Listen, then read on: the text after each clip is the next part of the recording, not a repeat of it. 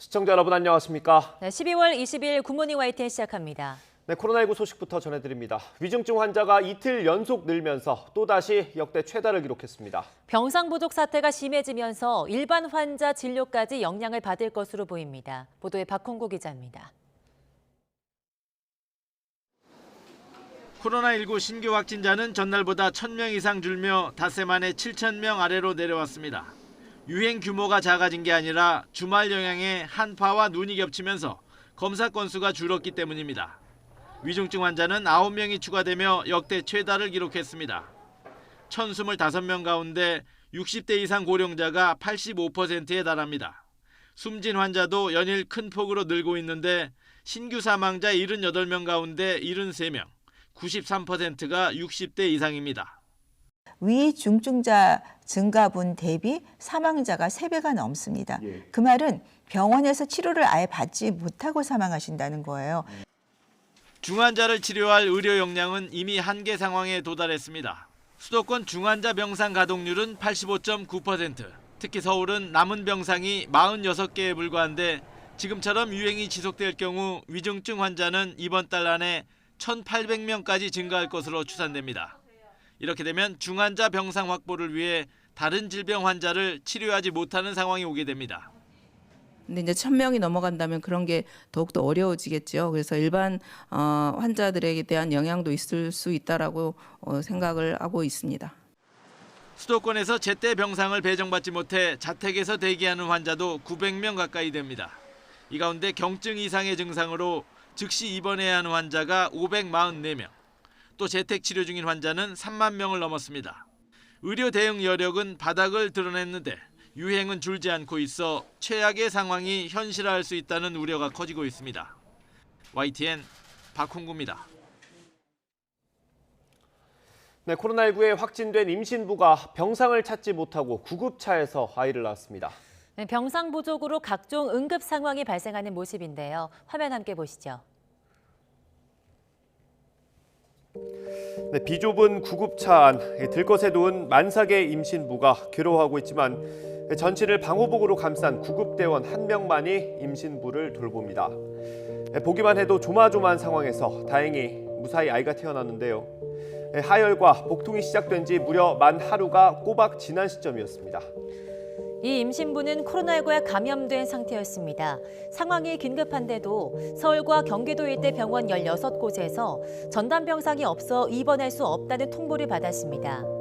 결국 더는 지체할 수 없다고 판단한 구급대원들이 원격으로 소방의료팀의 지도를 받아 분만을 도왔는데요.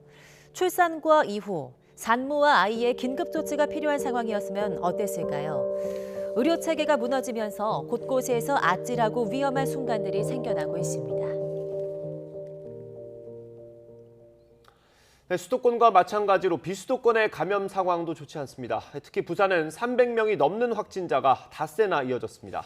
지난 주말부터 방역 수칙이 강화됐지만 영업시간을 넘겨 손님을 받던 유흥주점이 적발되기도 했습니다. 박종혁 기자입니다. 휴일 아침 이른 시간 코로나 진단검사를 받으려는 시민들이 줄을 섰습니다. 비수도권에도 코로나 확산이 꺾이지 않고 있음을 보여주는 장면입니다. 줄이 길어지고 날도 좀 추워졌잖아요. 그래서 뭐 불편하기도 했는데 일하시는 분들도 고생 충분히 하시고 시설도 이게 열악한 환경에서 다들 최선을 다하는 거니까. 비수도권의 확진 환자는 전체의 27%가량을 차지하고 있습니다. 부산의 유행 상황이 가장 심각한데 닷새째 300명을 넘기고 있습니다. 19일 0시 기준 363명, 18일 0시 기준 362명이니까 주말 영향도 받지 않은 겁니다. 수도권을 뺀 14개 광역시도 가운데 7곳이 여전히 세 자릿수 확진을 이어가고 있습니다. 감염 경로를 보면 전국 대부분 지역에서 집단 감염보다는 경로를 알 수 없는 확진 비율이 높은 상황입니다. 이런 가운데 주말부터 다시 시작한 거리두기 강화 조치에도 늦게까지 영업하다 적발된 사례도 발생했습니다. 부산에서는 밤 9시 이후에 문을 잠그고 영업하던 주점에서 종업원과 손님 등 14명이 적발되기도 했습니다. 사적 모임과 방역 패스를 위반한 이용자는 10만 원의 과태료를 부과하게 되고 영업주는 150만 원의 과태료와 영업정지 10일이 처분될 수 있습니다. 방역 당국은 힘들고 불편한 상황이 이어지고 있지만 방역 수칙 준수에 힘을 모아달라고 당부했습니다. YTN 박종혁입니다. 네, 일상 회복이 잠시 중단되고 방역 수칙이 다시 강화된 첫 휴일을 보냈습니다. 한파가 풀리면서 나들이에 나선 시민들이 많았는데요. 어느 때보다 조심스러운 분위기였습니다. 송세혁 기자가 취재했습니다. 하얀 설원 위를 가르며 코로나19로 답답했던 일상의 스트레스를 날려보냅니다. 리프트 탑승장에는 스키와 스노우보드를 타려는 사람들로 긴 줄이 늘어섰습니다.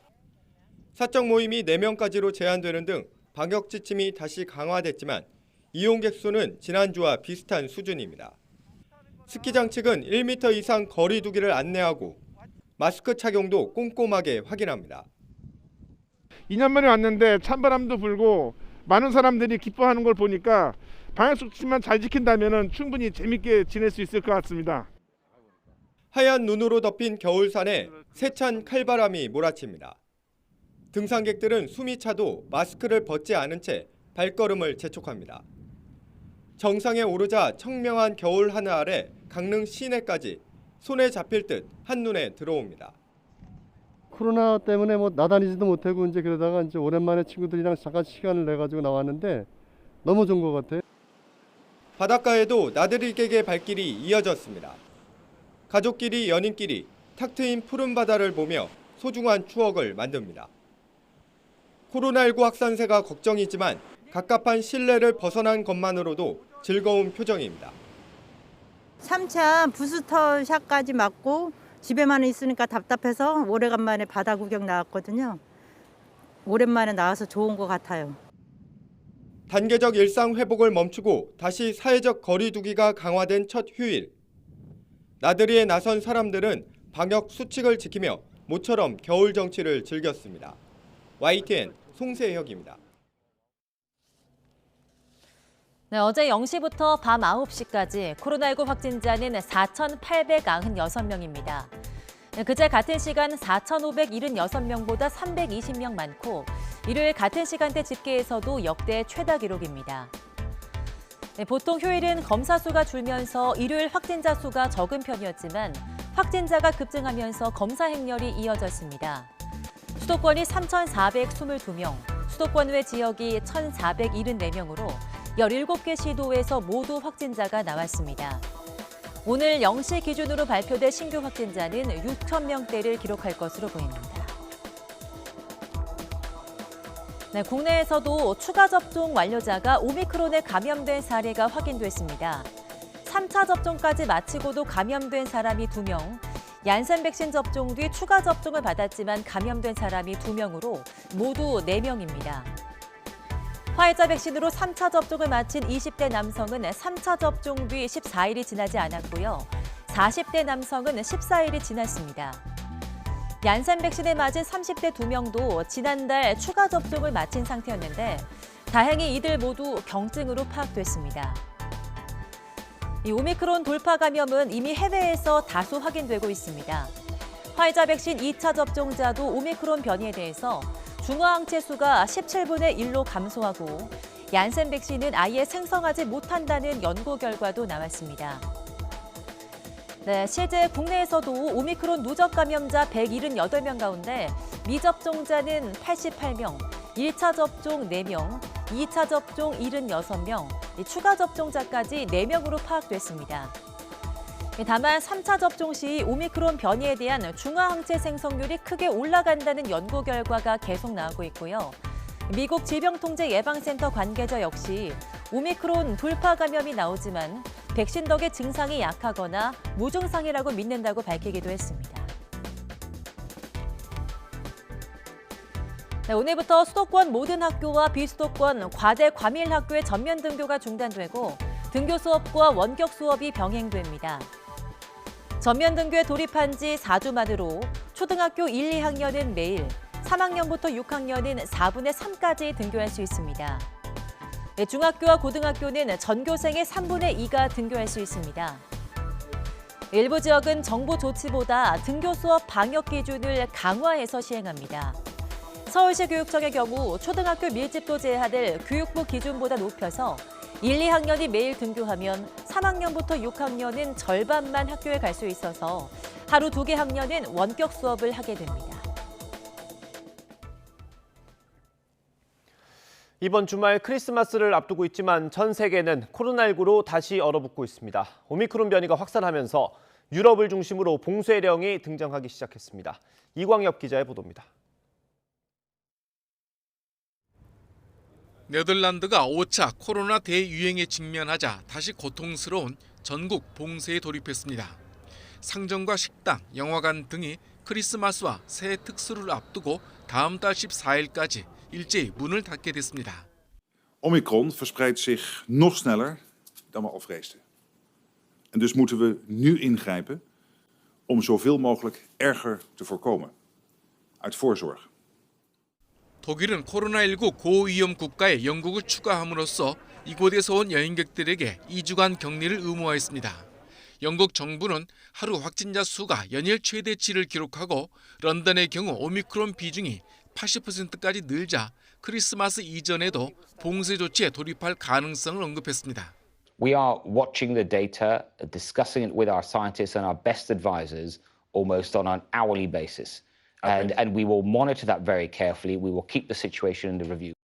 이스라엘 보건 당국은 오미크론 확산 속도가 더욱 강해지자 왕래가 잦은 미국을 포함해 10개 국가를 여행 금지 목록에 추가했습니다. האומיקרון כבר חדר לארץ, כלומר יש כבר הידבקויות בקהילה ואנחנו כבר רואים עלייה במקדם ההדבקה. זה התחיל. 이란 정부는 오미크론 감염 사례가 처음 확인되자 앞으로 4주간의 봉쇄 조치를 검토하고 있습니다. 이탈리아도 1일 확진자 수가 13개월 만에 최대인 2만 8천 명대로 급증하자 추가 방역 대책을 곧 내놓을 예정입니다. 백신 접종률이 크게 치솟는 이번 크리스마스 시즌에는 국제 간 이동이 다시 활발해질 것으로 잔뜩 기대됐지만 오미크론이 맹위를 떨치면서 물거품이 되고 있습니다. YTN 이광효입니다. 러시아에서 코로나19 사망자가 매일 1,000명 넘게 나오는 것과 관련해 블라디미르 푸틴 대통령이 깊은 우려를 나타냈다고 타스 통신이 현지 시각 19일 보도했습니다. 크렘린궁 대변인은 정부 강요는 물론 무엇보다 대통령이 우려하는 건 코로나19 치명률이라면서 매일 1,000명 이상의 국민이 목숨을 잃는데 이는 비극이라고 말했습니다. 러시아에서는 코로나19로 인한 사망자가 지난 10월 16일 이후 매일 1,000명 이상 발생하고 있습니다. 확진자 대비 사망자 수 비율을 나타내는 치명률도 3% 이상으로 꽤 높은 편입니다. 코로나19로 재택근무를 시작한 기업의 상당수는 이 사태가 끝나도 그대로 유지할 의사가 있는 걸로 나타났습니다. 생산성에 큰 차이가 없는 점을 가장 큰 이유로 들었습니다. 최명신 기자의 보도입니다. 서울 강남에 있는 글로벌 스포츠용품 전문 회사입니다. 평일 오전 시간이지만 사무실에 있는 직원 수는 손에 꼽을 정도입니다. 지난해부터 재택근무를 시행하고 있는데 직원 130여 명 가운데 참여율이 51%에 달합니다. 최근 들어서 부모님이 편찮으셔서 일주일에 한 2번 정도 재택근무를 하고 있고요. 그러니까 직접 부모님 옆에서 부모님 케어해 드릴 수 있다는 장점이. 취업 포털 사이트 잡코리아가 코로나19로 재택근무를 경험한 직장인을 대상으로 만족도를 조사했더니 10명 가운데 8명은 재택근무에 만족감을 드러냈습니다. 재택근무에 만족하는 이유로는 출퇴근 시간 절약을 가장 큰 이유로 꼽았고 출퇴근 때문에 겪는 대중교통 이용 스트레스가 없다는 점, 그리고 자유로운 시간 활용 등을 이유로 들었습니다. 그렇다면 회사 측은 어떻게 생각할까? 고용노동부가 올해 재택근무를 시행한 사업체 620곳을 대상으로 코로나19 종식 이후의 계획을 조사했더니 4곳 가운데 3곳이 재택근무를 계속 시행할 계획이라고 답했습니다. 축소에 계속 시행하겠다와 현재 수준으로 시행하겠다는 기업이 각각 48.4%와 26.8%였고 중단하겠다는 기업은 11.3%에 불과했습니다. 또 재택근무를 계속 시행하겠다고 응답한 기업의 절반 이상이 사무실 근무 대비 생산성에 큰 차이가 없다는 점을 이유로 들었습니다. 지금까지 결과는 너무 좋고요. 저는 계속 지속적으로 연결해서 재택근무를 더 활성화할 생각입니다. 국내 재택근무 근로자는 2019년 9만 5천 명에서 코로나19 사태를 계기로 지난해 50만 3천 명, 올해는 114만 명으로 크게 늘었습니다. 하지만 국내 전체 기업 가운데 재택근무를 운영 중인 곳은 48.8%로 여전히 절반에 미치지 못합니다. 정부는 더 많은 기업이 재택근무를 도입할 수 있도록 무상 컨설팅 지원 사업을 확대하고 근로자 1인당 연간 360만 원 지원, 재택근무 시설 구축 비용 2천만 원 지원 등 비용 지원 사업도 계속하기로 했습니다. YTN 최명순입니다.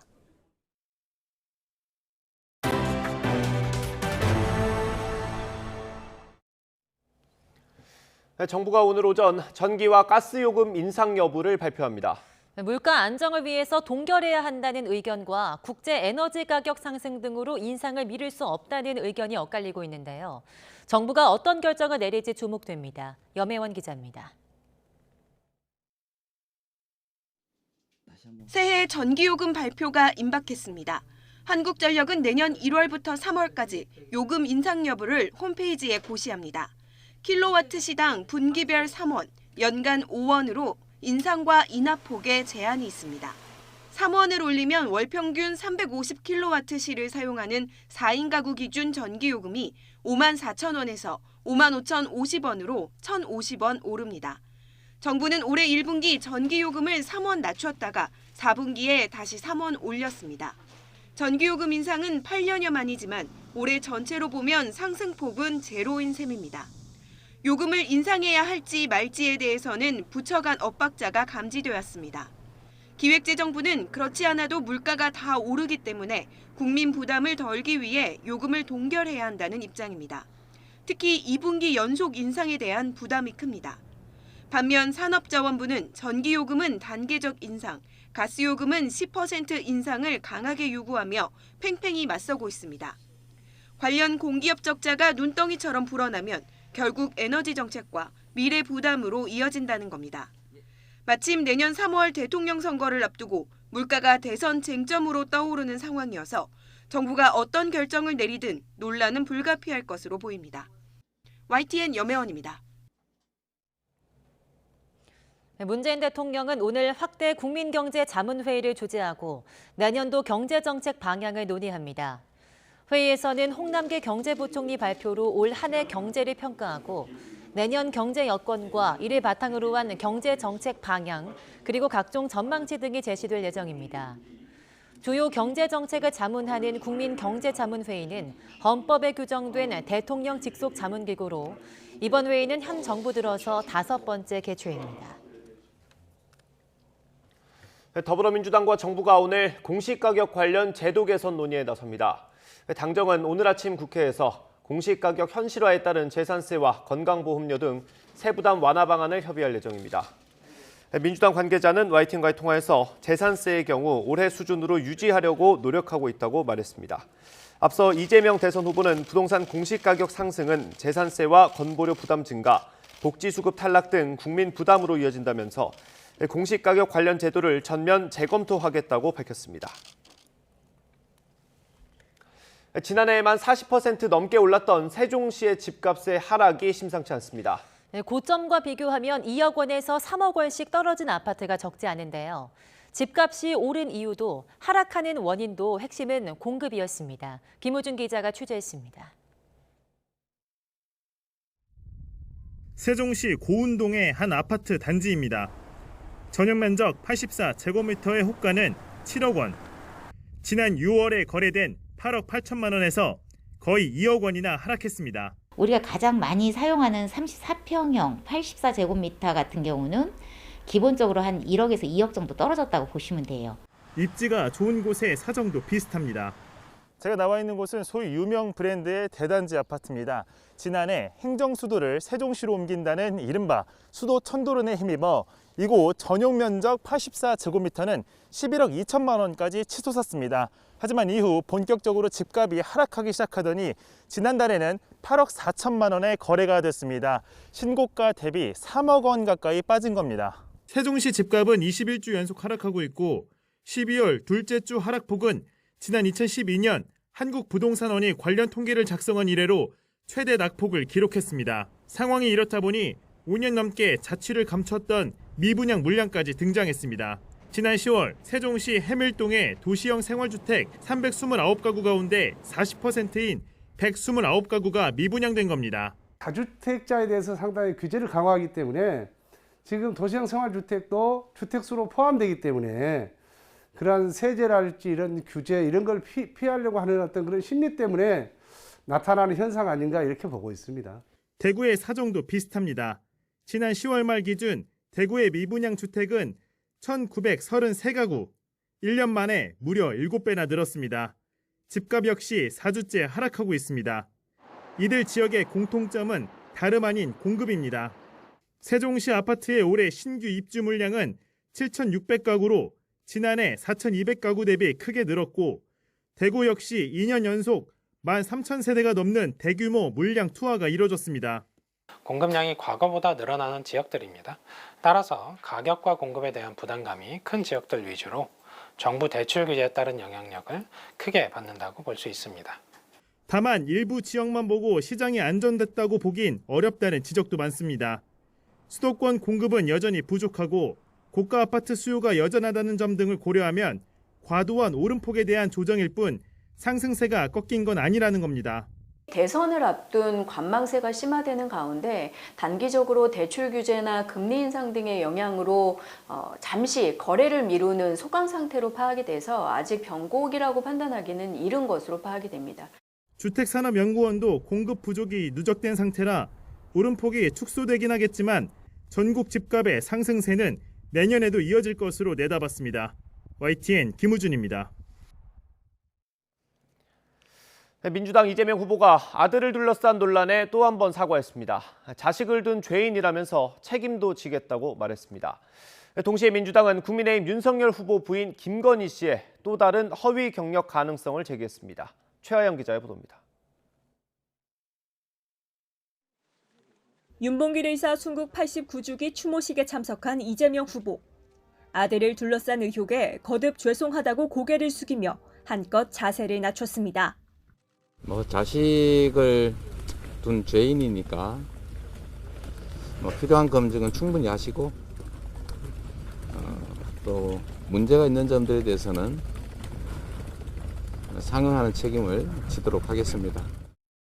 또 아들이 불법 도박을 시작한 2019년 이후 예금이 5천만 원 증가했다며 도박으로 돈을 번 것 아니냐는 국민의힘 공세에는 관보에 다 나와 있다며 합법적 증여임을 재차 강조했습니다. 이에 맞서 민주당은 윤석열 후보의 부인 김건희 씨의 허위 경력 의혹을 정조준했습니다. 과거 수원여대와 안양대 강사 지원 이력서에 쓴 2006년 미국 뉴욕대 연수 경력이 허위일 가능성을 제기했습니다. 당시 뉴욕대 학사 안내에는 동일한 과정이 없고 비슷한 이름을 가진 과정이 있지만 경영학 석사 과정에 정식으로 입학한 학생만 수강 가능하다며 허위 의혹에 힘을 실었습니다. 국민의힘이 곧바로 2006년 5월부터 12월까지 다닌 서울대 GLA 과정에 단기 연수가 포함돼 있었다고 반박하자 차라리 사과하지 않겠다고 선언하라며 이렇게 재반박했습니다. 100번 양보해도 1개월 단기 방문을 학력이라고 주장할 수는 없습니다. 뉴욕대를 잠시 방문한 것을 뉴욕대 학력이라고 우기면 해외에서 공부한 수많은 유학생들을 모욕하는 것입니다. 다만 이 후보는 윤 후보 가족에 대한 공세에는 한 발 물러서서 민생 메시지를 내는 데 중점을 뒀습니다. 소상공인 방역지원금 100만 원에 대해선 다시 한번 정부의 각을 세우면서 손해가 아니라 최소한 방역 조치론에서 피해보지 않았다라는 생각을 할 수 있게 해야 되는데 그렇게 하기에는 매우 턱없이 부족한 게 분명합니다. 국민의힘을 향해선 추경 협조를 거듭 촉구했습니다. 또 부동산 가격이 예상외로 많이 폭등해 국민 부담이 급격히 늘고 있다며 주택 공시가격 관련 제도 개선 필요성도 재차 강조했습니다. YTN 최하영입니다. 국민의힘 윤석열 후보는 김건희 씨를 둘러싼 허위 경력 의혹 공세에 대해서 민주당 주장에 가짜도 많지 않냐고 반박했습니다. 이런 가운데 윤 후보는 코로나19 비상대책회의 출범을 예고했습니다. 부정원 기자의 보도입니다. 국민의힘 윤석열 후보 역시 윤봉길 의사의 순구 89주기 추모식에 참석했습니다. 1심보다는 조국의 독립을 위해서 헌신하신 그 정신을 우리가 후손들이 잘 새겨서 거듭 제기되는 배우자 김건희 씨의 허위 경력 의혹에 대해선 앞서 사과한 점을 강조했습니다. 이어 여권에서 새로 제기한 뉴욕대 MBA 학력 허위 기재 의혹을 두고는 민주당 주장에 가짜가 많지 않느냐고 항변하기도 했습니다. 국민의 비판을 겸허하게 받아들이고 사과를 올렸습니다마는 또 민주당 주장이 사실과 다른 그런 가짜도 많지 않습니까? 이미 대국민 사과를 한 만큼 일일이 대응하지 않겠다는 뜻을 재확인한 건데 선거대책위원회는 명백한 가짜뉴스에는 법적 대응도 검토하겠다고 경고했습니다. 악의적인 네거티브, 흑색 선전, 선거로 끌고 가는 것은 아닌지 심각한 우려를 표하고 있습니다. 잘못된 내용에 대한 법적 조치 등에 대해서도 이야기를 하고 있습니다. 이재명 후보 아들 논란에 대한 질문에 윤 후보는 답을 하진 않았지만 거기에 대해서는 언급하지 않겠습니다. 선대위 차원에선 이 후보가 아들에게 예금 5천만 원을 증여한 것과 직업이 없던 아들이 은행 빚을 1,000만 원이나 낸 점을 들어 자금 흐름을 추적해야 한다고 맹공을 이어갔습니다. 선대위는 이와 함께 코로나19 극복 비상대책위원회를 신설했습니다. 후보가 직접 위원장을 맡아 방역 현안을 빈틈없이 챙기겠다는 구상인데 배우자 논란을 정책 행보로 돌파하려는 뜻으로 풀이됩니다. 후보님께서 이 지침을 주셔서 지금의 코로나 상황을 좀 더 엄중하게 다뤄야 되겠다 하는 그 의지를 말씀드렸습니다. 윤 후보가 여권의 배우자 공세에 더는 휘둘리지 않겠다는 뜻을 확고히 한 만큼 선대위는 당분간 네거티브 대응보다 선명한 정책 메시지를 내는 데 주력할 것으로 보입니다. YTN 부장원입니다. 거대 양당 후보의 물고 물리는 가족 관련 의혹에 제3지대에서 비판이 쏟아지고 있습니다. 정의당 심상정 후보는 특검을 안 하려면 사퇴하라고 촉구했고 국민의당 안철수 후보는 합동검증위원회 설치를 제안했습니다. 직접 들어보겠습니다. 아니면 말고식의 의혹 제기가 아니라 제대로 검증해야 합니다. 중앙선거관리위원회 산하에 각 정당이 추천하는 인사들과 중립적인 언론단체 및 정치 관련 학회 추천 인사들로 구성된 중립적인 후보 합동검증위원회를 설치할 것을 제안합니다.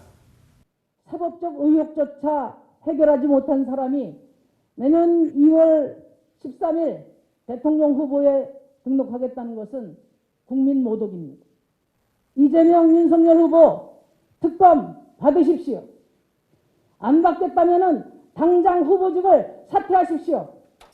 올해가 가기 전에 대통령과 각 대선 후보들이 참여하는 코로나19 경제위기 극복을 위한 원탁 회의를 개최합시다. 후보들이 경쟁적으로 내놓고 있는 위기 대응책을 그 자리에서 함께 토론합시다.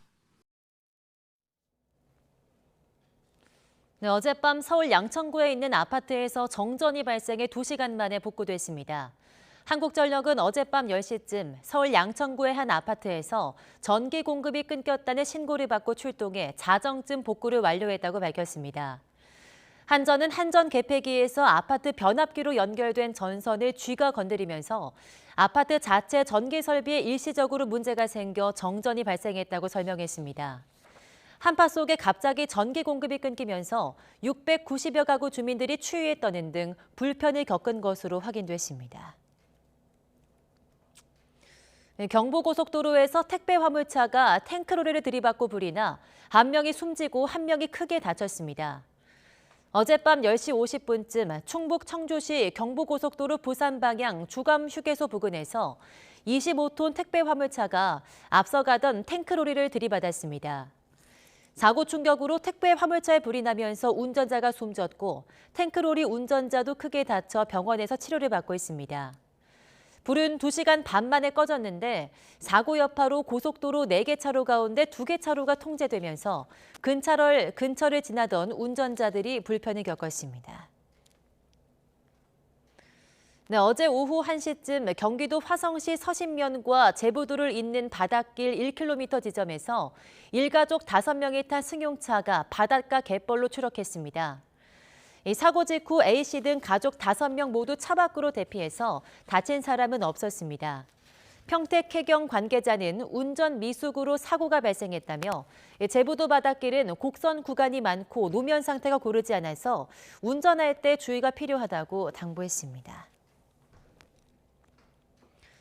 정부가 이혼한 뒤 자녀에게 양육비를 주지 않는 배드파더, 이른바 나쁜 아빠들의 신상을 처음으로 공개했습니다. 10년 넘게 양육비를 주지 않은 아빠 2명의 이름과 직업 등이 공개되는데요. 양육비 이행 실효성을 높이려면 사진까지 공개해야 한다는 지적도 나오고 있습니다. 전준영 기자입니다.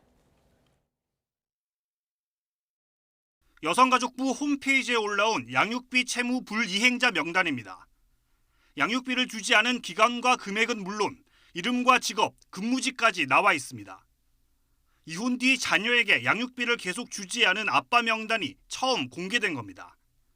지급 명령을 따르지 않으면 구속되는 감치 명령을 받고도 여전히 양육비를 주지 않아 지난 7월 개정된 양육비 이행법에 따라 신상이 공개됐습니다. 2명 모두 10년 넘게 양육비를 주지 않아 미지급 액수가 한 명은 6,520만 원, 나머지 한 명은 1억 2,560만 원에 달했습니다. 의견 진술 기간 3달 동안에도 별다른 의견을 제시하지 않으면서 양육비 이행 심의위원회가 최종적으로 명단 공개를 결정했습니다. 이에 대해 시민단체는 양육비 지급 압박이라는 실효성을 높이려면 사진까지 공개했어야 한다고 지적합니다. 동명이인이 많아요. 그러면 그 미지급자가 누군지 특정이 안 됩니다. 사진이 없다 보니까.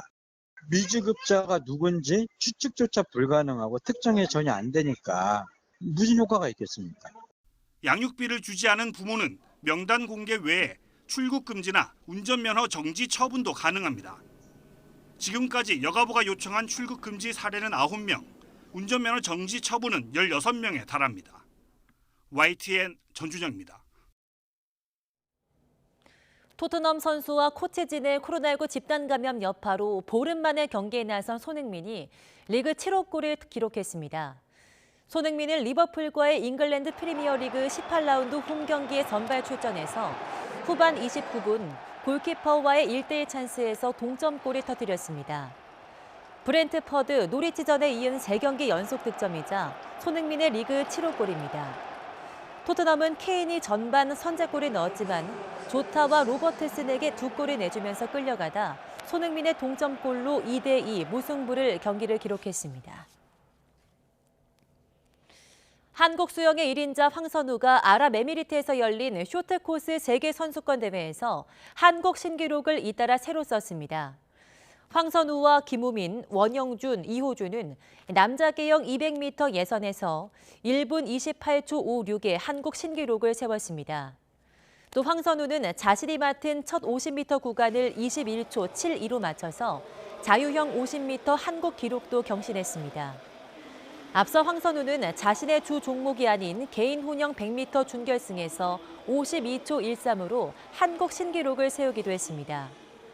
이번 대회 자유형 200m에서 메이저 대회 첫 금메달을 딴 황선우는 오늘 자유형 100m에서 다시 메달에 도전합니다. 심각한 교통사고 뒤 10달 만에 아들과 함께 필드에 복귀한 골프 황제 타이거 우즈가 대회 첫날 공동 5위에 올랐습니다. 아버지를 쏙 빼닮은 아들 찰리도 부전자전 실력을 뽐냈습니다. 보도에 이지은 기자입니다. 12살 아들 찰리와 검은 바지에 살구색 티셔츠를 맞춰 입고 나타난 타이거 우즈. 첫 홀부터 버디를 잡자 관중들의 환호성이 쏟아집니다.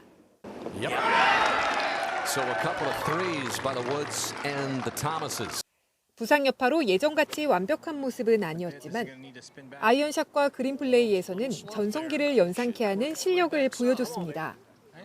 우즈 부자는 첫날 버디 10개, 10언더파를 합작하며 공동 5위를 기록했습니다. 주최 측의 배려로 카트를 타고 이동한 우즈는 중간에 다리가 불편한 모습을 보이기도 했습니다. 경기를 마친 뒤 우즈는 파트너가 있어 다행이라면서 자신을 쏙 빼닮은 아들을 칭찬했습니다. We had a great time today. Charlie and I had a blast playing together again, playing with the Thomas family. 또 자신이 만족한 샷은 3번이었다고도 밝혔습니다. I've hit 2 good shots today, which 3. They came off exactly how I wanted to. My old numbers. 가족과 함께하는 이번 이벤트 대회에서 유일한 여자 선수 넬리 코다는 테니스 선수 출신 아버지 패트르 코다와 9언더파로 공동 11위를 기록했습니다. YTN 이지은입니다. 오늘은 추위가 누그러지고 다시 예년보다 온화한 날씨가 찾아옵니다. 현재 서울 기온은 영하 0.5도로 어제보다 5도가량 높게 출발하고 있는데요. 낮에는 서울 기온이 10도까지 올라서 어제보다 그리고 예년보다 6도나 높아 포근하겠습니다. 다만 추위가 풀리니 어김없이 미세먼지가 기승을 부리겠습니다. 현재 전국의 대기질은 대체로 양호하지만 점차 중국발 스모그가 유입되겠고요. 오늘 중서부와 전북, 대구의 초미세먼지 농도 나쁨 수준까지 치솟겠습니다. 오늘 출근길 내륙 곳곳에 빗방울이 떨어지거나 눈발이 날리는 곳이 있겠고요. 낮 동안에는 구름만 다소 지나겠습니다. 현재 기온 살펴보면 어제보다 2에서 4도 높아 큰 추위는 없습니다. 서울은 영하 0.5도, 대전 1.8도를 보이고 있고요. 낮 기온은 대부분 10도를 웃돌겠습니다. 서울 10도, 대전과 대구 12도, 광주는 13도까지 오르겠습니다. 한 주간 내륙은 대체로 맑은 가운데 예년보다 포근한 날씨가 이어지겠습니다. 다만 성탄절인 토요일부터 찬바람이 강해지겠고 휴일에는 서울 기온이 영하 10도까지 떨어지는 등 다시 강추위가 찾아올 전망입니다. 현재 동해안 쪽에는 건조특보가 내려진 가운데 바람까지 다소 강하게 불고 있습니다. 산불 등 대형 화재가 발생하지 않도록 각별히 주의를 해주시기 바랍니다. 지금까지 YTN 홍나실입니다.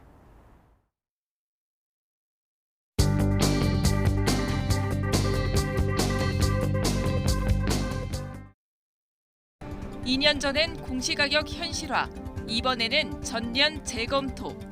민주당 이재명 후보는 또 문재인 정부를 겨냥해 공시가격 현실화에 제동을 걸었고 국민의힘 윤석열 후보는 30대 장관론을 띄우며 디지털 플랫폼 정부를 만들겠다고 밝혔습니다. 정책 행보에도 가족 리스크는 여전합니다.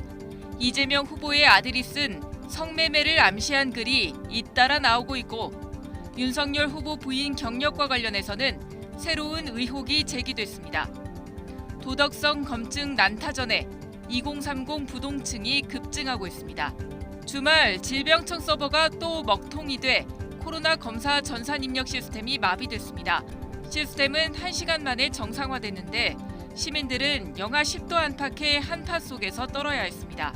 서울대병원 결단으로 코로나 위중증 환자 병상 100개가 늘어납니다. 대신 비응급 척추와 관절, 뇌, 심장 수술이 연기됩니다. 중앙일보가 네이버 부동산에 등록된 주요 아파트 단지 매물 최저가를 분석한 결과 수도권 1,511곳 가운데 213곳이 석 달 새 5천만 원 이상 하락했다고 전했습니다. 서울 아파트 팔자 심리는 2년 6개월 만에 최고치를 찍었습니다.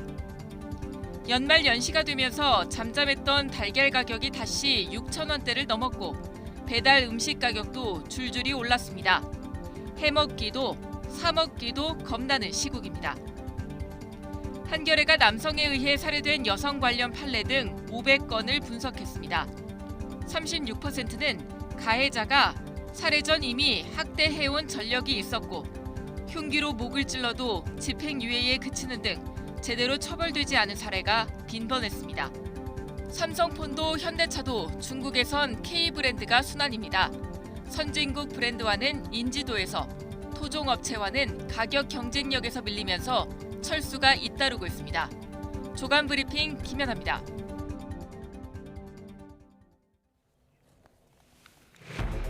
어젯밤 9시까지 4,900명가량이 새로 코로나19에 감염돼 일요일 같은 시간대 최다를 기록한 걸로 나타났습니다.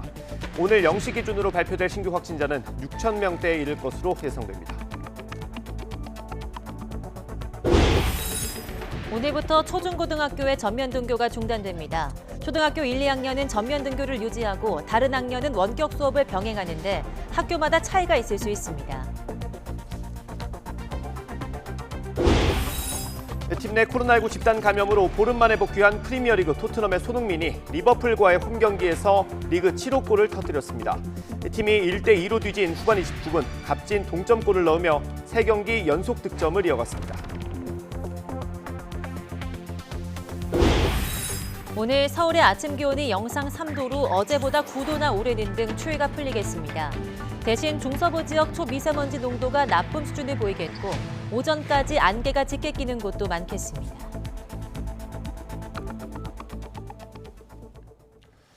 굿모닝 YTN 이어갑니다. 어제 0시부터 밤 9시까지 코로나19 확진자는 모두 4,896명으로 집계됐습니다.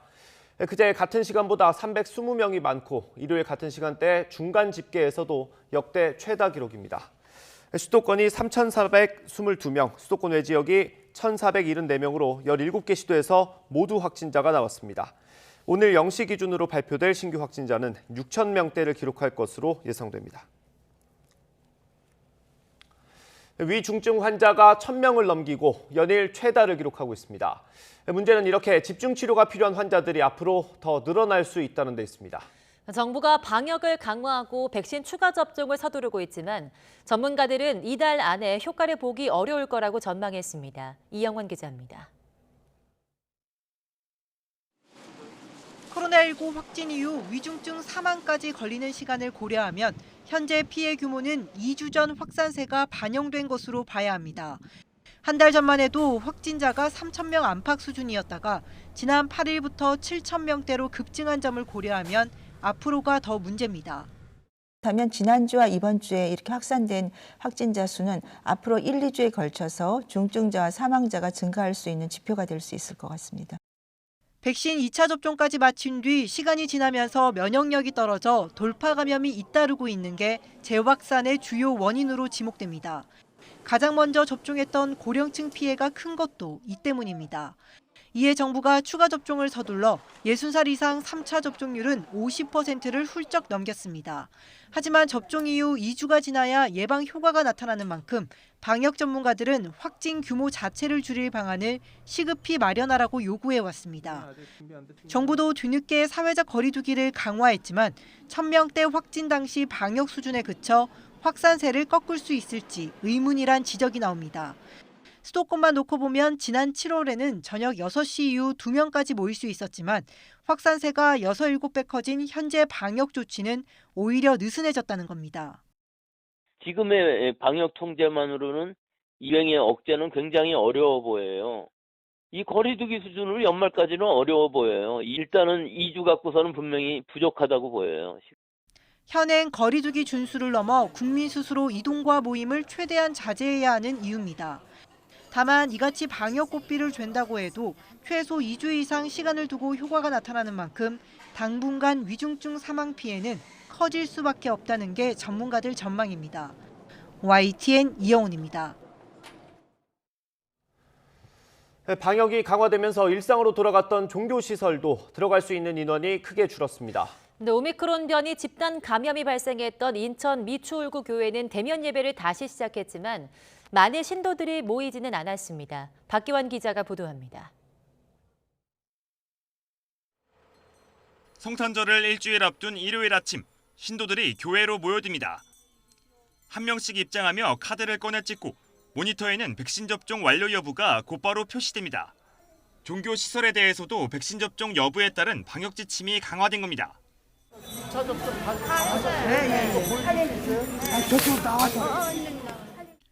사회적 거리두기에 따라 종교시설 입장 인원도 제한돼 접종 완료자만 있다면 좌석의 70%까지, 미접종자가 포함됐다면 30%까지만 참석할 수 있습니다.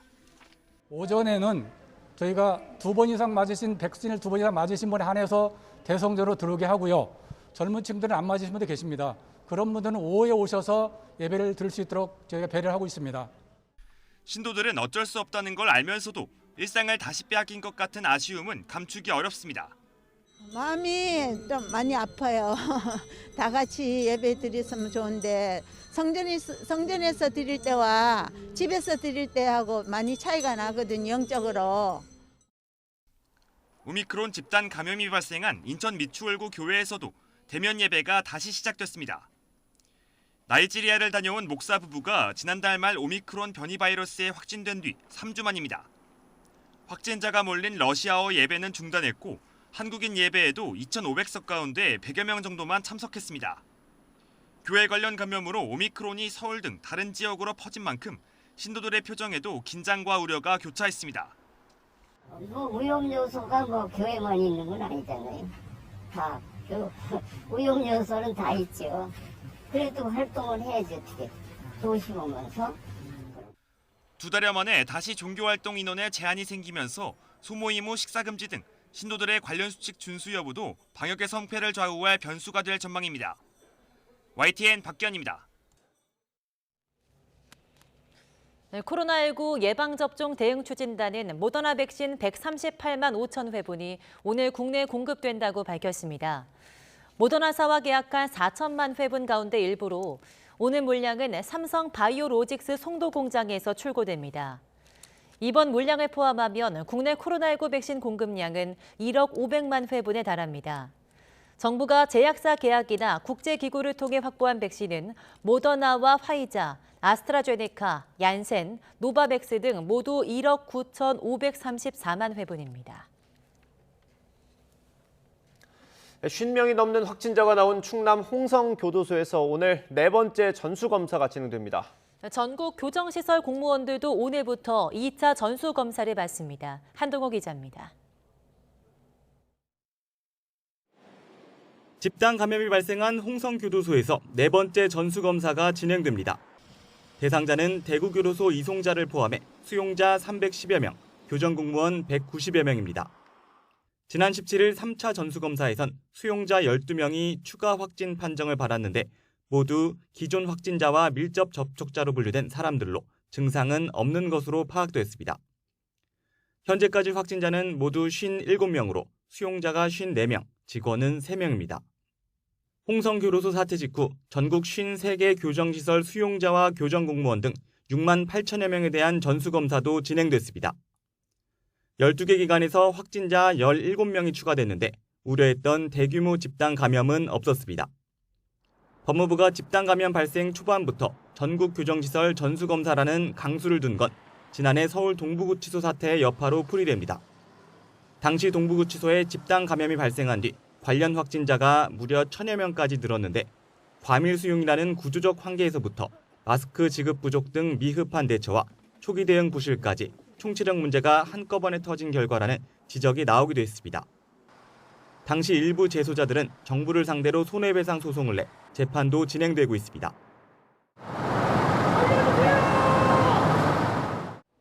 법무부는 집단 감염에 선제 대응하기 위해 닷새 동안 전국 교정시설 종사자 17,000여 명을 상대로 2차 전수검사에도 나섭니다. 교정당국의 총력 대응 기조 속에 홍성교도소 집단 감염 사태가 제2의 동부구치소 사태 규모로 커질지 진정 국면으로 접어들지는 좀 더 지켜봐야 할 것으로 보입니다. YTN 한동우입니다. 네, 이번 주말 크리스마스를 앞두고 있지만 전 세계는 코로나19로 다시 얼어붙고 있습니다. 오미크론 변이가 확산하면서 유럽을 중심으로 봉쇄령이 등장하기 시작했습니다. 이광엽 기자입니다. 네덜란드가 5차 코로나 대유행에 직면하자 다시 고통스러운 전국 봉쇄에 돌입했습니다. 상점과 식당, 영화관 등이 크리스마스와 새해 특수를 앞두고 다음 달 14일까지 일제히 문을 닫게 됐습니다. Omicron verspreidt zich nog sneller dan we al vreesden. En dus moeten we nu ingrijpen om zoveel mogelijk erger te voorkomen. Uit voorzorg. 독일은 코로나19 고위험 국가에 영국을 추가함으로써 이곳에서 온 여행객들에게 2주간 격리를 의무화했습니다. 영국 정부는 하루 확진자 수가 연일 최대치를 기록하고 런던의 경우 오미크론 비중이 80%까지 늘자 크리스마스 이전에도 봉쇄 조치에 돌입할 가능성을 언급했습니다. We are watching the data, discussing it with our scientists and our best advisors almost on an hourly basis. And we will monitor that very carefully. We will keep the situation in the review. 이스라엘 보건 당국은 오미크론 확산 속도가 더욱 강해지자 왕래가 잦은 미국을 포함해 10개 국가를 여행 금지 목록에 추가했습니다. האומיקרון כבר חדר לארץ, כלומר יש כבר הידבקויות בקהילה ואנחנו כבר רואים עלייה במקדם ההדבקה. זה התחיל. 이란 정부는 오미크론 감염 사례가 처음 확인되자 앞으로 4주간의 봉쇄 조치를 검토하고 있습니다. 이탈리아도 일일 확진자 수가 13개월 만에 최대인 2만 8천 명대로 급증하자 추가 방역 대책을 곧 내놓을 예정입니다. 백신 접종률이 크게 치솟는 이번 크리스마스 시즌에는 국제 간 이동이 다시 활발해질 것으로 잔뜩 기대됐지만 오미크론이 맹위를 떨치면서 물거품이 되고 있습니다. YTN 이광규입니다.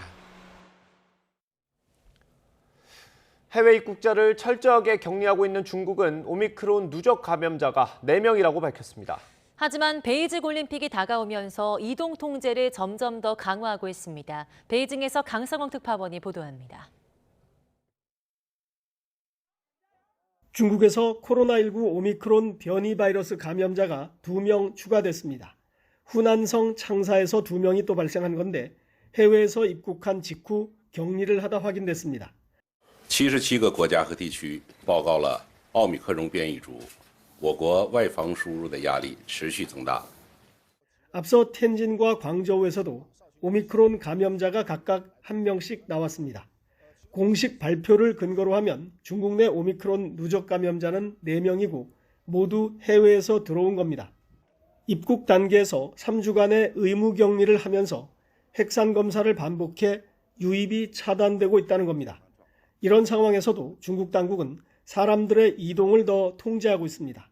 동계올림픽을 40여일 앞둔 베이징시는 사실상 외지 사람들의 유입을 제한하기 시작했습니다. 베이징에 들어오는 모든 사람에게 48시간 전 핵산 검사 음성 증명서를 요구하고 있습니다. 加快排查高风险人群和场所，确保各项措施呢及时落实到位，防止疫情进一步扩散蔓延。 아울러 연말연시에 예술 공연이나 전시, 체육 행사 등은 열지 말도록 했습니다. 동계올림픽 개막 직전인 내년 춘제 명절 기간에는 베이징 밖으로 나가지 말라고 권고했습니다. 올림픽 경기의 관람은 일부 허용이 되지만 입장 2주 전부터는 사전 격리를 해야 할 가능성이 높습니다. 베이징에서 YTN 강성웅입니다. 블라디미르 푸틴 러시아 대통령이 코로나19 사망자 급증에 깊은 우려를 나타냈다고 타스 통신이 현지 시간 19일 보도했습니다. 드미트리 페스코프 트렘린궁 대변인은 정부 강요는 물론 무엇보다 대통령이 우려하는 것은 코로나19 치명률이라면서 매일 1,000명 이상의 국민이 목숨을 잃는데 이는 비극이라고 말했습니다. 실시간 통계 사이트인 월드오미터를 보면 18일 기준 러시아의 코로나19 하루 신규 확진자 수는 27,967명, 사망자 수는 1,023명입니다. 일일 사망자 수는 지난 10월 16일 이후 매일 1,000명 이상 발생하고 있습니다.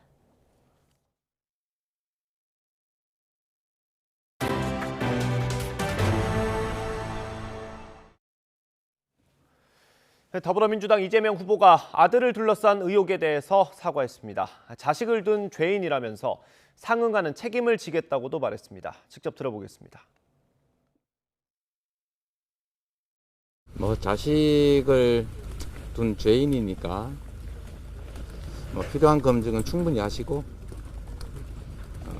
또 문제가 있는 점들에 대해서는 상응하는 책임을 지도록 하겠습니다. 다시 한번 죄송하다는 사과 말씀드립니다. 일각의 비판에 대해서는 좀 어떻게 생각하시는지. 관보에 다 나와 있습니다. 네, 고맙습니다. 국민의힘 윤석열 후보는 배우자 김건희 씨의 허위 경력 의혹에 대해 민주당 주장이 사실과 다른 것도 많다고 항변했습니다. 김 씨의 뉴욕대 관련 의혹에 대해선 이미 미흡한 부분을 사과했다고 말했습니다. 역시 들어보겠습니다. 제가 제 처에 미흡한 부분에 대해서 국민의 비판을 겸허하게 받아들이고 사과를 올렸습니다마는 또 민주당 주장이 사실과 다른 그런 가짜도 많지 않습니까? 그러니까 그런 부분들은 좀 여러분들께서 잘 판단해 주시고 저희도 뭐 그런 부분에 대해서 제가 일일이 답변 드리기는 좀 잘 하겠습니다. 나중에 필요한 게 있으면은 대변인 통해서. 정의당 심상정 후보는 가족 논란에 휩싸인 민주당 이재명, 국민의힘 윤석열 후보를 겨냥해 마치 거울처럼 서로를 비추고 있다며 싸잡아 비판했습니다. 심 후보는 국회의원회관에서 열린 정의당 대선 승리 전진대회에서 거대 양당 후보들이 본인 비리 의혹도 모자라 가족들까지 문제를 드러내고 있다며 이같이 주장했습니다. 이어 국민의 선택을 받고자 하는 분이라면 결격 사유에 해당되는 의혹의 검증을 기피해선 안 된다면서 두 후보를 겨냥해 특검을 안 받겠다면 당장 후보직을 사퇴하라고 요구했습니다. 김동연 전 경제부총리는 수신도, 재가도 없이 치국만 논하고 있지 않냐며 가족 리스크가 불거진 거대 양당 후보들을 싸잡아 비판했습니다. 김 전 부총리는 신당인 새로운 물결 중앙당 창당대회를 열고 초대 당대표로 취임하면서 수락 연설을 통해 이렇게 지적했습니다. 이어 두 후보 가운데 누가 대통령이 된다고 대한민국이 바뀌겠냐며 새로운 물결은 부패를 쓸어버리고 기득권 뚝을 허물고 더 고른 기회를 만들어내는 물결이 될 거라고 주장했습니다.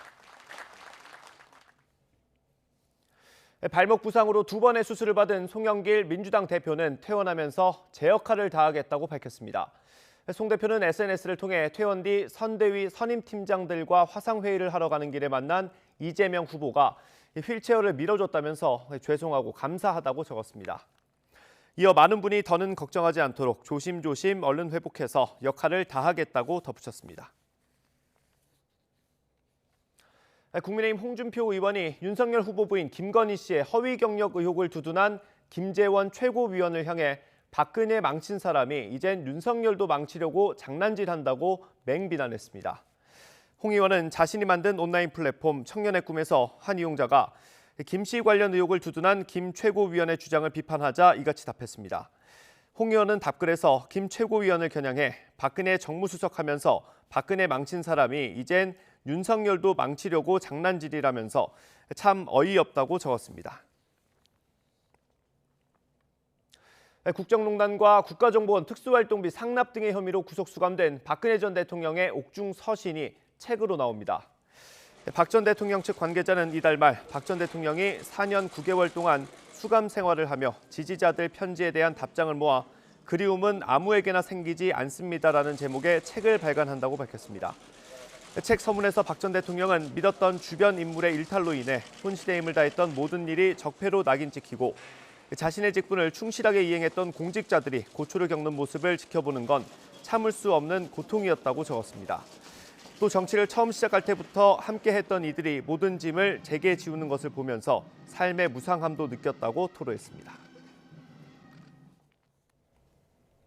화천대유 대주주 김만배 씨를 비롯한 대장동 핵심 4인방의 재판 절차가 시작돼 이번 주 두 번째 공판 준비 기일이 열립니다. 검찰은 이른바 50억 클럽과 윗선 수사도 이어가고 있지만 영장 기각과 핵심 관계자 사망으로 사실상 제자리 걸음을 걷고 있습니다. 김다연 기자입니다.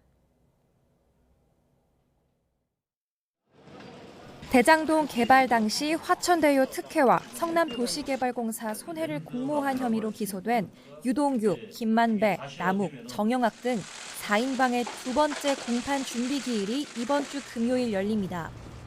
공판 준비 기일은 정식 재판 전 사건의 쟁점과 양측 주장을 정리하고 증인 신문 일정 등을 세우는 절차입니다. 40분 만에 끝난 첫 공판 준비 기일에서는 검찰 수사에 적극 협조했던 정영학 회계사 측만 공소 사실을 인정했습니다. 나머지 3명은 수사 기록을 충분히 검토하지 못했다며 입장 표명을 미뤘는데 이번 준비 기일에서 입장을 밝힐 걸로 보입니다. 아직 저희가 기록을 못 본 상태니까 오늘 답변 드릴 게 없습니다.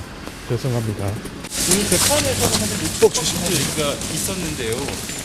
녹취록을 다들 부인하고 있는 입장이잖아요.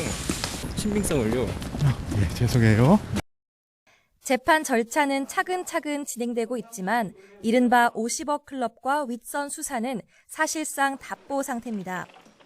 검찰은 지난 1일 곽상도 전 의원 구속영장이 기각된 뒤 보강 수사에 주력하고 있습니다. 곽 전 의원은 김만배 씨 부탁으로 하나은행 측에 영향력을 행사해 컨소시엄 무산 위기를 막아주고 그 대가로 아들의 퇴직금 명목으로 50억 원을 받았다는 혐의를 받습니다. 하지만 검찰은 영장 심사에서 청탁 시점과 장소 등을 구체적으로 특정하지 못한 것으로 전해졌습니다. 박 전 의원이 지난 2018년 9월 김만배 씨 등과 청탁 관련 논의를 했다는 식당에 대해선 아직 방문이나 유선 조사조차 이뤄지지 않은 것으로 알려졌습니다. 이렇다 보니 다시 조사해야 할 박 전 의원 재소환 통보도 아직입니다. 또 다른 50억 클럽 인사로 지목된 박영수 전 특검과 권순일 전 대법관 수사 역시 제자리 걸음입니다. 민간업자에게 특혜를 지시한 윗선 수사도 난항에 빠진 형국입니다. 황무성 초대 사장 사퇴를 종용한 유한기 전 개발사업본부장이 윗선으로 향하는 핵심 연결고리로 지목됐지만 극단적 선택으로 세상을 떠났습니다. 검찰은 조만간 이재명 당시 성남시장 측근인 정진상 전 성남시 정책실장을 불러 윗선 개입 여부를 추궁할 걸로 전망됩니다. 하지만 검찰이 로비 의혹과 윗선 수사 어디에서도 가시적인 성과를 내지 못하면 지지부진하던 특검론에 다시 힘이 실릴 걸로 보입니다. YTN 김다연입니다. 네, 코로나19 확산 이후 재택근무하신 분들 꽤 많을 것 같은데요. 재택근무를 시행하고 있는 기업 상당수는 코로나19가 종식된 이후에도 재택근무를 계속 시행할 의사가 있는 것으로 파악됐습니다. 그 이유로는 생산성에 큰 차이가 없는 점을 꼽았습니다. 최명신 기자입니다. 서울 강남에 있는 글로벌 스포츠용품 전문 회사입니다. 평일 오전 시간이지만 사무실에 있는 직원 수는 손에 꼽을 정도입니다. 지난해부터 재택근무를 시행하고 있는데 직원 130여 명 가운데 참여율이 51%에 달합니다. 최근 들어서 부모님이 편찮으셔서 일주일에 한 2번 정도 재택근무를 하고 있고요. 그러니까 직접 부모님 옆에서 부모님 케어해 드릴 수 있다는 장점이. 취업 포털 사이트 잡코리아가 코로나19로 재택근무를 경험한 직장인을 대상으로 만족도를 조사했더니 10명 가운데 8명은 재택근무에 만족감을 드러냈습니다. 재택근무에 만족하는 이유로는 출퇴근 시간 절약을 가장 큰 이유로 꼽았고 출퇴근 때문에 겪는 대중교통 이용 스트레스가 없다는 점, 그리고 자유로운 시간 활용 등을 이유로 들었습니다. 그렇다면 회사 측은 어떻게 생각할까? 고용노동부가 올해 재택근무를 시행한 사업체 620곳을 대상으로 코로나19 종식 이후의 계획을 조사했더니 4곳 가운데 3곳이 재택근무를 계속 시행할 계획이라고 답했습니다. 축소에 계속 시행하겠다와 현재 수준으로 시행하겠다는 기업이 각각 48.4%와 26.8%였고 중단하겠다는 기업은 11.3%에 불과했습니다. 또 재택근무를 계속 시행하겠다고 응답한 기업의 절반 이상이 사무실 근무 대비 생산성에 큰 차이가 없다는 점을 이유로 들었습니다. 지금까지 결과는 너무 좋고요. 계속 지속적으로 연결해서 재택근무를 더 활성화할 생각입니다. 국내 재택근무 근로자는 2019년 9만 5천 명에서 코로나19 사태를 계기로 지난해 50만 3천 명, 올해는 114만 명으로 크게 늘었습니다. 하지만 국내 전체 기업 가운데 재택근무를 운영 중인 곳은 48.8%로 여전히 절반에 미치지 못합니다. 정부는 더 많은 기업이 재택근무를 도입할 수 있도록 무상 컨설팅 지원 사업을 확대하고 근로자 1인당 연간 360만 원 지원, 재택근무 시설 구축 비용 2천만 원 지원 등 비용 지원 사업도 계속하기로 했습니다. YTN 최명신입니다. 네, 기업 10곳 중 6곳은 60세를 초과한 정년 연장에 부담을 느끼는 것으로 나타났습니다. 한국경영자총협회가 지난 9월부터 석 달간 5인 이상 기업 1000여 곳을 대상으로 설문조사한 결과 58%가 정년 연장이 부담된다고 답했습니다. 직원 1000명 이상 기업에서는 71%로 더 높게 나타났습니다. 부담 요인으로는 인건비를 가장 먼저 꼽았고 생산성 저하, 조직 내 인사 적체 순이었습니다. 네, 새해 적용될 전기와 가스요금 인상 여부가 오늘 오전 발표됩니다. 한국전력은 내년 1분기 전기요금 조정 단가를 오늘 오전 홈페이지에 고시합니다. 한전은 앞서서 올해 1분기 전기요금을 킬로와트아워당 3원 내렸다가 2, 3분기에 동결한 데 이어서 4분기에 다시 3원 올렸습니다. 정부는 또 도시가스 요금 인상 여부도 오늘 오후 발표할 예정입니다. 한국 타이어 노사가 총법 26일 만에 임금 협상을 타결해 생산이 재개됐습니다. 양측은 임금 6% 인상과 성과급 500만 원, 협상 타결금 200만 원 지급에 합의했습니다. 이에 따라 노조원들은 어제 오전 6시부터 대전 금산 공장에서 조업을 시작했습니다. 한국 타이어 노조는 임금 10.6% 인상을 제시하며 협상을 벌이다 결렬되자 노조 설립 후 59년 만에 처음으로 지난 24일부터 파업에 돌입했습니다. 농림축산식품부가 농업인 자녀와 청년 창업농, 농식품 인재를 대상으로 내년도 장학금 신청을 받습니다. 농식품부는 대학생 2,800명을 장학생으로 선발해서 모두 71억 원을 지급할 계획입니다. 희망하는 학생은 오늘 오전 10시부터 내년 1월 15일까지 농어촌 희망재단 홈페이지에서 신청하면 됩니다.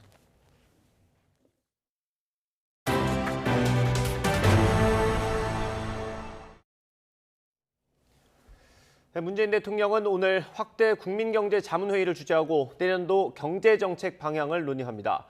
문재인 대통령은 오늘 오후 청와대에서 국민경제자문위원들을 비롯해 국무위원과 청와대 경제 관련 참모들 그리고 여당 주요 인사들이 참석한 가운데 확대 국민경제자문회의를 개최합니다.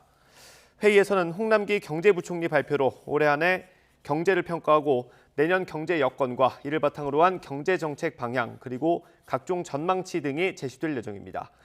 홍 부총리는 앞서 지난 9일 문 대통령에게 사전 보고하는 자리에서 내년은 위기 극복을 넘어 일상으로 복귀하는 원년으로 삼겠다고 밝혔습니다. 더불어민주당과 정부가 오늘 공시가격 관련 제도 개선 논의에 나섭니다. 당정은 오늘 아침 국회에서 공시가격 현실화에 따른 재산세와 건강보험료 등 세 부담 완화 방안을 협의할 예정입니다. 민주당 관계자는 YTN과의 통화에서 여러 가지 방식을 검토하고 있다면서 재산세의 경우 올해 수준으로 유지하려고 노력하고 있다고 말했습니다.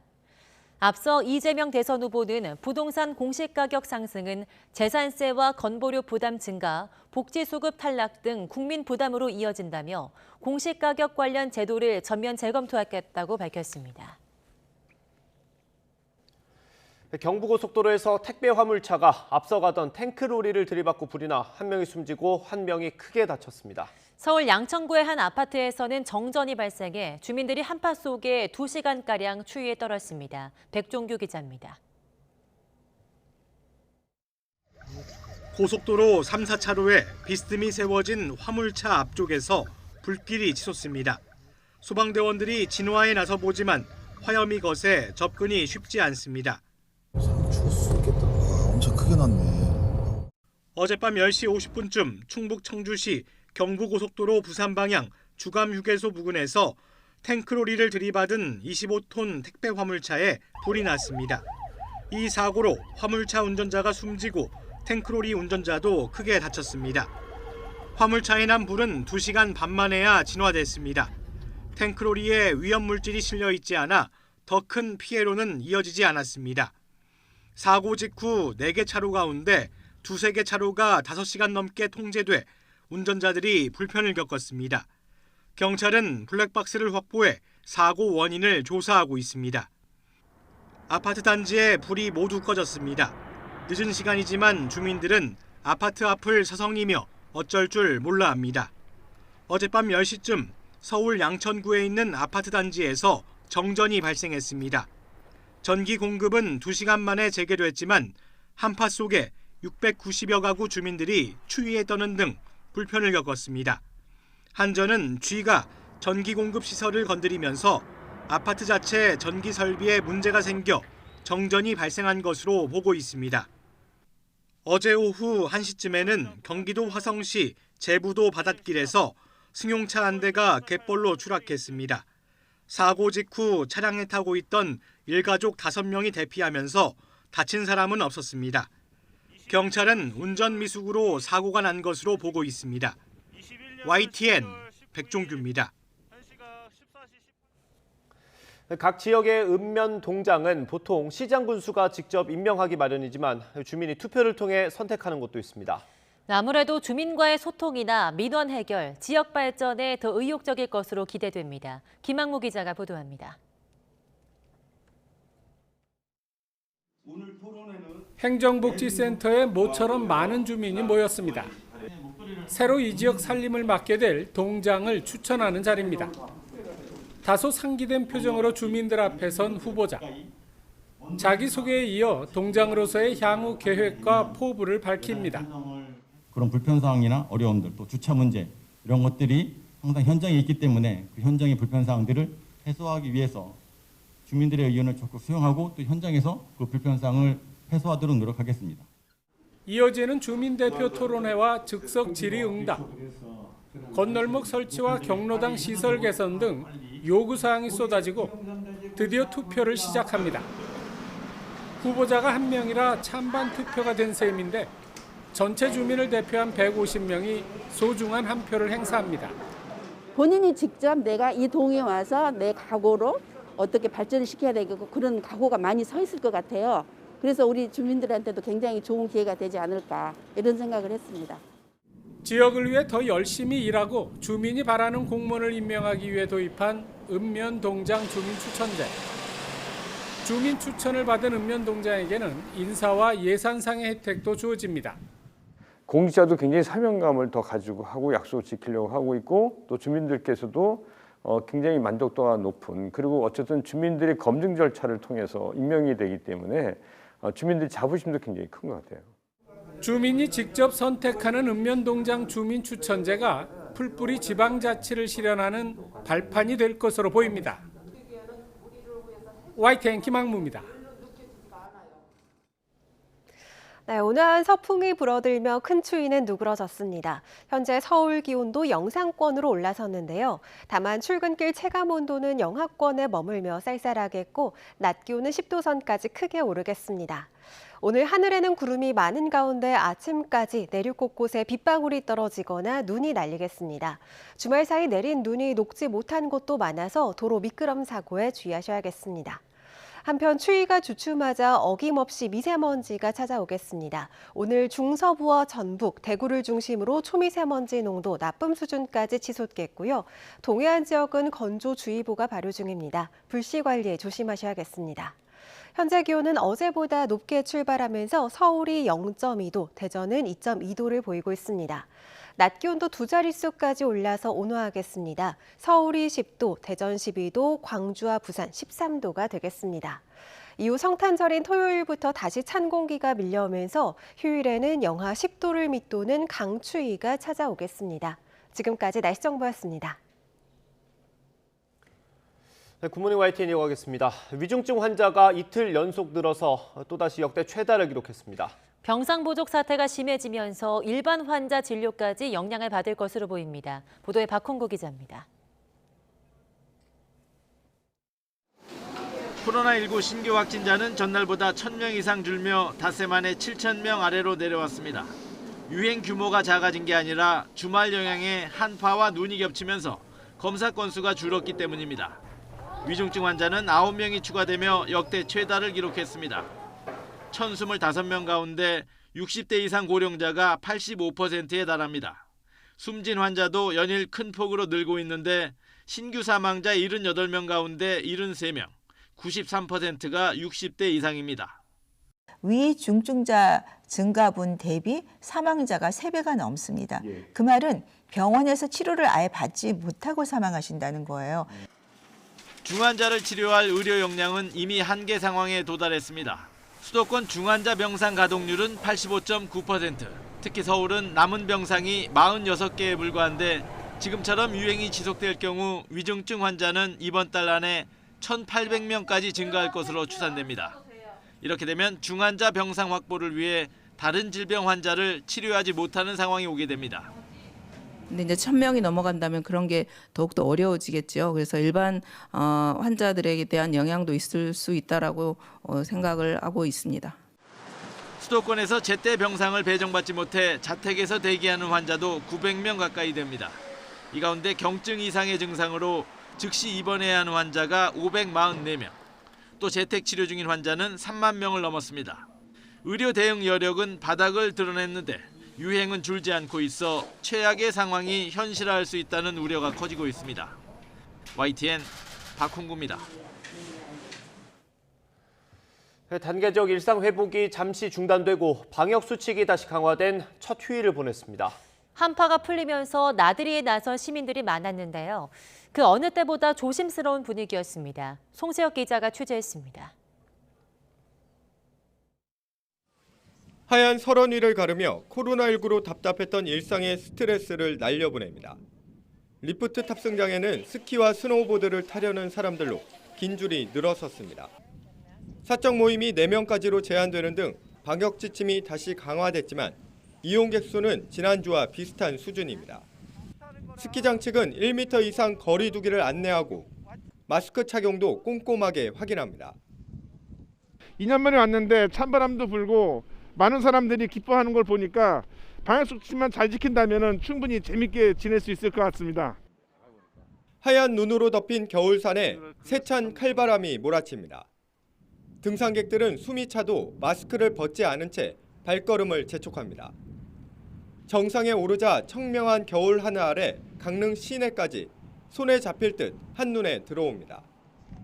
코로나 때문에 나다니지도 못하고 이제 그러다가 이제 오랜만에 친구들이랑 잠깐 시간을 내 가지고 나왔는데 너무 좋은 것 같아요. 바닷가에도 나들이객의 발길이 이어졌습니다. 가족끼리 연인끼리 탁 트인 푸른 바다를 보며 소중한 추억을 만듭니다. 코로나19 확산세가 걱정이지만 갑갑한 실내를 벗어난 것만으로도 즐거운 표정입니다.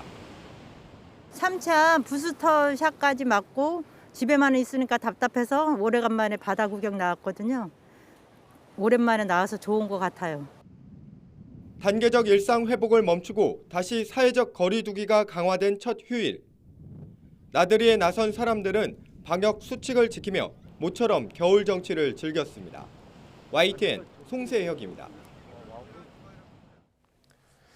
오미크론 변이가 전 세계에서 빠른 속도로 확산하고 있습니다. 미국에서도 감염자가 급증하는 가운데 앤서니 파우치 소장은 백신 접종을 강조했습니다. 강성욱 기자가 보도합니다. 오미크론 변이가 지난달 말 아프리카 남부와 홍콩에서 처음 확인된 이후 지금까지 한 달도 안 돼 전 세계 90여 개 국가로 퍼졌습니다. 미국에선 50개 주 가운데 43개 주에서 오미크론 변이가 확인됐습니다. 세계보건기구 WHO는 오미크론 발병 건수가 1.5일에서 3일 만에 2배로 증가하고 있다고 밝혔습니다. 말 그대로 기하급수적인 확산 속도를 보이고 있습니다. Well, the one thing that's very clear, and there's no doubt about this, is its extraordinary capability of spreading, its transmissibility capability. It is just, raging through the world, really. And if you look... 오미크론은 특히 백신 접종률이 높은 국가에서도 빠르게 확산하고 있습니다. 미국에서도 전체 코로나19 감염자 가운데 오미크론의 환자 비율이 50% 수준까지 올라가고 있습니다.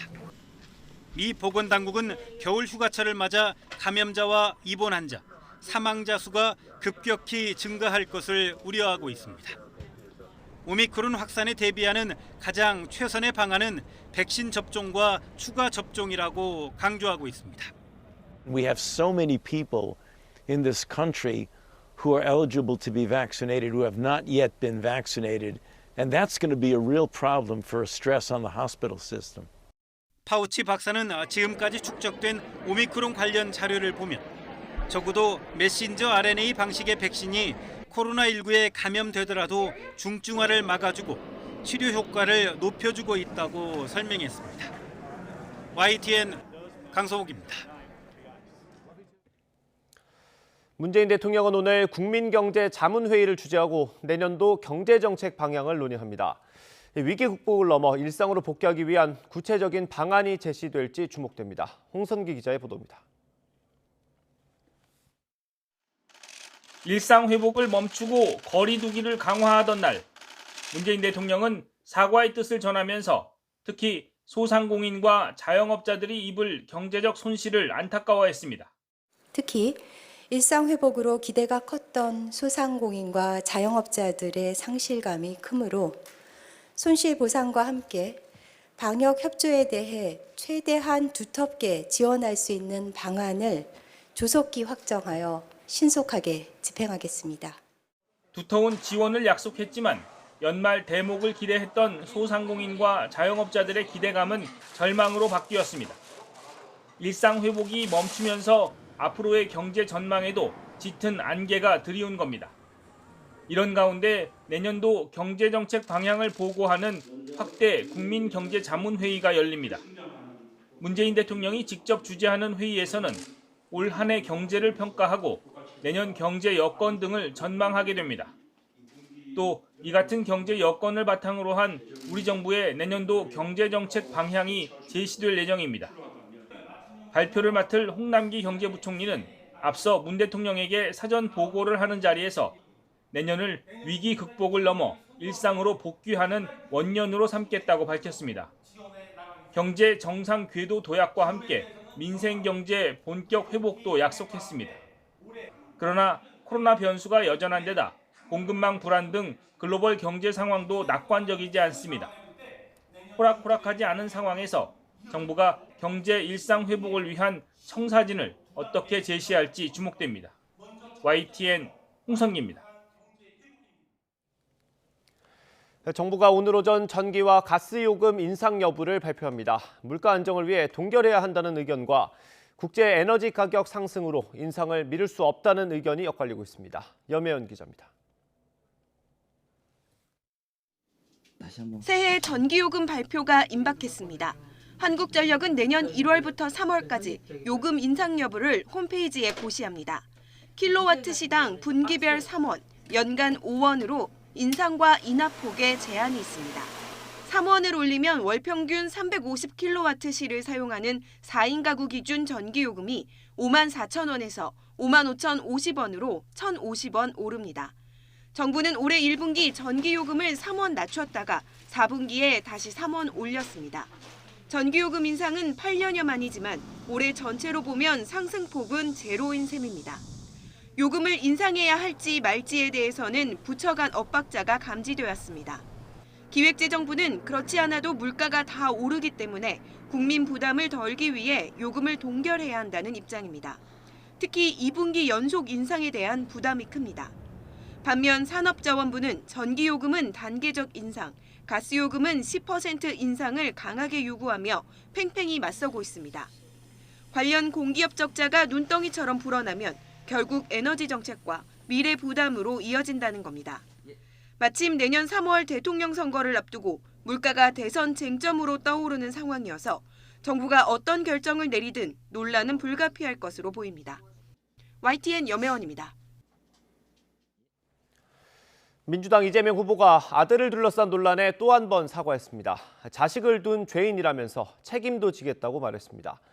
동시에 민주당은 국민의힘 윤석열 후보 부인 김건희 씨의 또 다른 허위 경력 가능성을 제기했습니다. 최하영 기자의 보도입니다. 윤봉길 의사 순국 89주기 추모식에 참석한 이재명 후보. 아들을 둘러싼 의혹에 거듭 죄송하다고 고개를 숙이며 한껏 자세를 낮췄습니다. 자식을 둔 죄인이니까 필요한 검증은 충분히 하시고 또 문제가 있는 점들에 대해서는 상응하는 책임을 지도록 하겠습니다. 또 아들이 불법 도박을 시작한 2019년 이후 예금이 5천만 원 증가했다며 도박으로 돈을 번 것 아니냐는 국민의힘 공세에는 관보에 다 나와 있다며 합법적 증여임을 재차 강조했습니다. 이에 맞서 민주당은 윤석열 후보의 부인 김건희 씨의 허위 경력 의혹을 정조준했습니다. 과거 수원여대와 안양대 강사 지원 이력서에 쓴 2006년 미국 뉴욕대 연수 경력이 허위일 가능성을 제기했습니다. 당시 뉴욕대 학사 안내에는 동일한 과정이 없고 비슷한 이름을 가진 과정이 있지만 경영학 석사 과정에 정식으로 입학한 학생만 수강 가능하다며 허위 의혹에 힘을 실었습니다.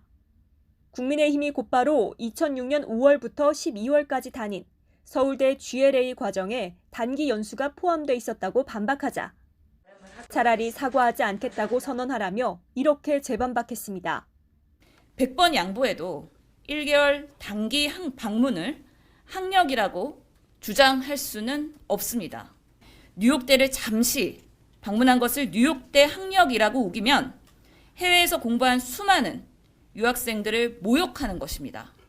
다만 이 후보는 윤 후보 가족에 대한 공세에는 한 발 물러서서 민생 메시지를 내는 데 중점을 뒀습니다.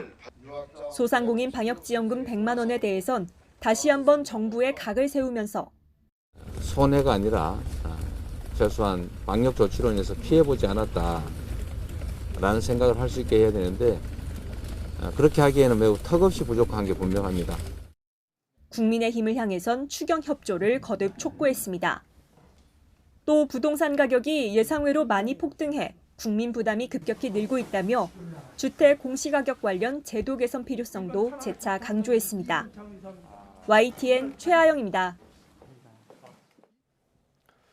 국민의힘 윤석열 후보는 김건희 씨를 둘러싼 허위 경력 의혹 공세에 대해서 민주당 주장에 가짜도 많지 않냐고 반박했습니다. 이런 가운데 윤 후보는 코로나19 비상대책회의 출범을 예고했습니다. 부정원 기자입니다. 국민의힘 윤석열 후보 역시 윤봉길 의사의 순구 89주기 추모식에 참석했습니다. 1심보다는 조국의 독립을 위해서 헌신하신 그 정신을 우리가 후손들이 잘 새겨서 거듭 제기되는 배우자 김건희 씨의 허위 경력 의혹에 대해선 앞서 사과한 점을 강조했습니다. 이어 여권에서 새로 제기한 뉴욕대 MBA 학력 허위 기재 의혹을 두고는 민주당 주장에 가짜가 많지 않느냐고 항변하기도 했습니다. 국민의 비판을 겸허하게 받아들이고 사과를 올렸습니다마는 또 민주당 주장이 사실과 다른 그런 가짜도 많지 않습니까? 이미 대국민 사과를 한 만큼 일일이 대응하지 않겠다는 뜻을 재확인한 건데 선거대책위원회는 명백한 가짜뉴스에는 법적 대응도 검토하겠다고 경고했습니다. 악의적인 네거티브, 흑색 선전, 선거로 끌고 가는 것은 아닌지 심각한 우려를 표하고 있습니다. 잘못된 내용에 대한 법적 조치 등에 대해서도 이야기를 하고 있습니다. 이재명 후보 아들 논란에 대한 질문에 윤 후보는 답을 하진 않았지만 거기에 대해서는 언급하지 않겠습니다. 선대위 차원에선 이 후보가 아들에게 예금 5천만 원을 증여한 것과 직업이 없던 아들이 은행 빚을 1,000만 원이나 낸 점을 들어 자금 흐름을 추적해야 한다고 맹공을 이어갔습니다. 선대위는 이와 함께 코로나19 극복 비상대책위원회를 신설했습니다.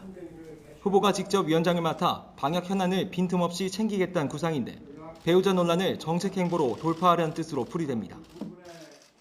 후보님께서 이 지침을 주셔서 지금의 코로나 상황을 좀 더 엄중하게 다뤄야 되겠다 하는 그 의지를 말씀드렸습니다. 윤 후보가 여권의 배우자 공세에 더는 휘둘리지 않겠다는 뜻을 확고히 한 만큼 선대위는 당분간 네거티브 대응보다 선명한 정책 메시지를 내는 데 주력할 것으로 보입니다.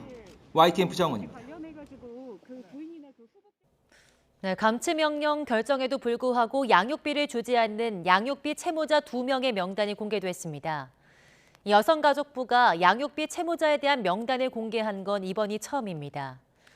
명단이 공개된 채무자 2명은 지난 7월 13일 법원으로부터 감치명령 결정을 받았는데도 양육비를 지급하지 않아서 채권자가 여성가족부에 명단 공개를 신청했습니다. 이 채무자 2명이 지급하지 않은 양육비는 각각 1억 2,560만 원과 6,520만 원에 달했습니다. 경부고속도로에서 택배 화물차가 탱크로리를 들이받고 불이 나 한 명이 숨지고 한 명이 크게 다쳤습니다. 어젯밤 10시 50분쯤 충북 청주시 경북고속도로 부산 방향 주감휴게소 부근에서 25톤 택배 화물차가 앞서가던 탱크로리를 들이받았습니다. 사고 충격으로 택배 화물차에 불이 나면서 운전자가 숨졌고 탱크로리 운전자도 크게 다쳐 병원에서 치료받고 있습니다. 탱크로리에 인화물질이 실려있지 않아서 더 큰 피해로는 이어지지 않았습니다. 불은 2시간 반 만에 꺼졌는데 사고 여파로 고속도로 4개 차로 가운데 2개 차로가 통제되면서 근처를 지나던 운전자들이 불편을 겪었습니다. 경찰은 목격자 등을 상대로 사고 원인을 조사하고 있습니다. 한 주의 시작인 오늘 추위 걱정은 없겠습니다. 현재 서울 기온은 영상 0.2도로 어제보다 6도가량 높게 출발하고 있는데요. 낮에는 서울 기온이 10도까지 올라서 어제보다 그리고 예년보다 6도나 높아 포근하겠습니다. 다만 추위가 풀리니 어김없이 미세먼지가 찾아오겠습니다. 현재 전국 대부분 지역의 대기질은 대체로 양호하지만 점차 중국발 스모그가 유입되겠는데요. 오늘 중서부와 전북, 대구의 초미세먼지 농도 나쁨 수준까지 오르겠습니다. 오늘은 대체로 구름만 다소 지나겠지만 중서부 지역을 중심으로 아침까지 빗방울이 떨어지거나 눈발이 날리는 곳이 있겠습니다. 또 도로 곳곳에 살얼음이 생기면서 무척 미끄러울 것으로 보이는 만큼 교통 안전에 주의를 해주시기 바랍니다. 현재 기온 살펴보면 어제보다 2에서 4도가량 높아 큰 추위는 없습니다. 서울 0.2도, 대전 2.2도를 보이고 있고요. 낮 기온은 대부분 10도를 웃돌겠습니다. 서울 10도, 대전과 대구 12도, 광주는 13도까지 오르겠습니다. 한 주간 예년보다 포근한 날씨가 이어지겠지만 성탄절인 토요일부터 찬 공기가 유입되며 날이 추워지겠고요. 휴일에는 서울 기온이 영하 13도까지 떨어지면서 강추위가 절정에 달할 전망입니다. 현재 동해안 지역에는 건조특보가 내려진 가운데 바람도 다소 강하게 불고 있습니다. 산불 등 대형 화재가 발생하지 않도록 각별히 주의해 주시기 바랍니다. 지금까지 YTN 홍나실입니다.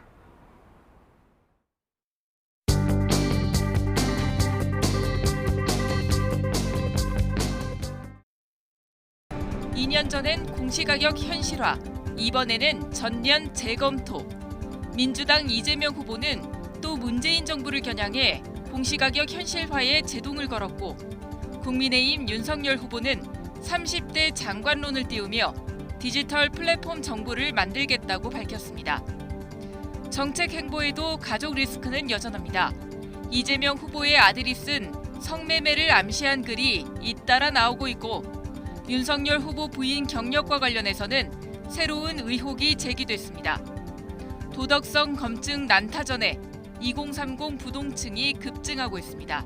주말 질병청 서버가 또 먹통이 돼 코로나 검사 전산 입력 시스템이 마비됐습니다. 시스템은 1시간 만에 정상화됐는데 시민들은 영하 10도 안팎의 한파 속에서 떨어야 했습니다. 서울대병원 결단으로 코로나 위중증 환자 병상 100개가 늘어납니다. 대신 비응급 척추와 관절, 뇌, 심장 수술이 연기됩니다. 중앙일보가 네이버 부동산에 등록된 주요 아파트 단지 매물 최저가를 분석한 결과 수도권 1,511곳 가운데 213곳이 석 달 새 5천만 원 이상 하락했다고 전했습니다. 서울 아파트 팔자 심리는 2년 6개월 만에 최고치를 찍었습니다. 연말 연시가 되면서 잠잠했던 달걀 가격이 다시 6,000원대를 넘었고 배달 음식 가격도 줄줄이 올랐습니다. 해먹기도 사먹기도 겁나는 시국입니다. 한겨레가 남성에 의해 살해된 여성 관련 판례 등 500건을 분석했습니다. 36%는 가해자가 살해 전 이미 학대해온 전력이 있었고 흉기로 목을 찔러도 집행유예에 그치는 등 제대로 처벌되지 않은 사례가 빈번했습니다. 삼성폰도 현대차도 중국에선 K브랜드가 순환입니다. 선진국 브랜드와는 인지도에서, 토종업체와는 가격 경쟁력에서 밀리면서 철수가 잇따르고 있습니다. 조간 브리핑 김연아입니다. 이상으로 굿모닝 YTN 마치겠습니다. 잠시 후 YTN 24가 이어집니다. 시청해주신 여러분 고맙습니다.